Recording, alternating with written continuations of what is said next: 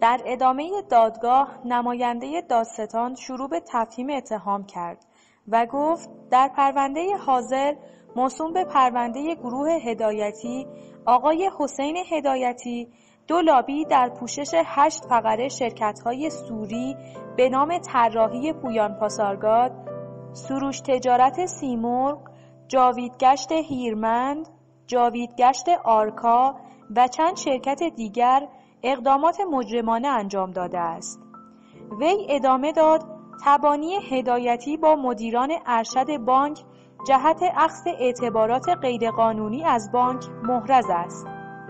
نماینده دادستان تهران گفت اقدامات متهم ردیف دوم سید مهدی موسی‌نژاد در فرایند دریافت تسهیلات مؤثر بوده است، به طوری که در سال 92 با هدایتی آشنا شده و زمین‌هایی با بنای نیم ساخته در جاده قدیم جهرم به شیراز در اختیار آقای هدایتی قرار داده است. وی افزود این زمین‌ها توسط 2 کارشناس مختلف دادگستری به قیمت 13 برابر قیمت واقعی ارزیابی شده و به توقیف بانک درآمده است.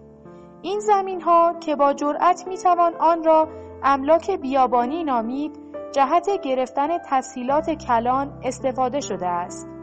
نماینده دادستان تاکید کرد موسی‌نژاد از طریق برقراری روابط نامتعارف با مدیران ارشد بانکی در ویلای شخصی خود مصوبات بانکی را پیش از تایید دریافت کرده.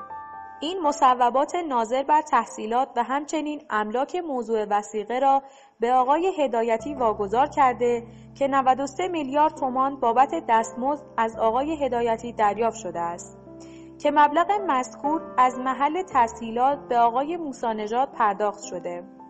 نماینده دادستان ادامه داد آقای حسین هدایتی مبالغ قابل توجه دیگری به منظور دریافت تسهیلات کلان در قالب حق دلالی به 2 نفر پرداخت کرده است.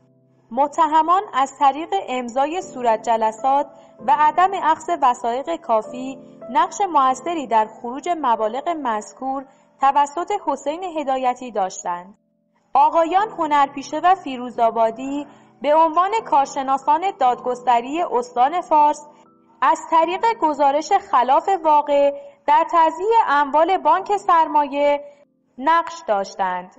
وی افزود مشخص شد که شرکت‌های سوری فوق‌الذکر فاقد فعالیت عملی بوده و شرکت‌های مذکور در ازای دریافت مبلغی حدود 10 میلیارد تومان توسط آقای علی اکبر یقینی به آقای هدایتی واگذار شده است.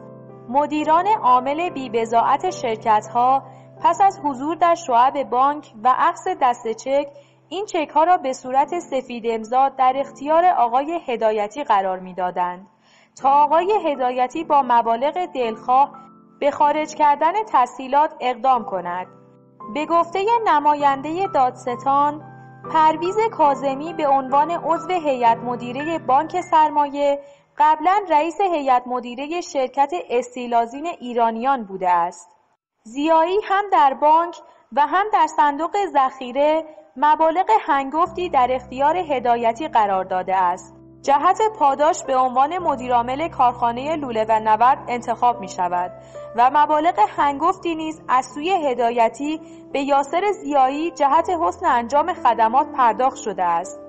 یاسر ضیایی امتیازات و مبالغ اخذ شده از هدایتی را غالباً از طریق راننده‌اش به نام امیر تولی اخذ کرده.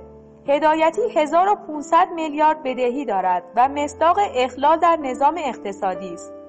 وی ادامه داد هدایتی به لحاظ تأخیر در پرداخت تسهیلات بانک سرمایه تاکنون 1500 میلیارد تومان تسهیلات و سود آن را بدهکار است که با تشخیص مقام قضایی عنوان اخلال عمده نظام اقتصادی کشور را دریافت کرده.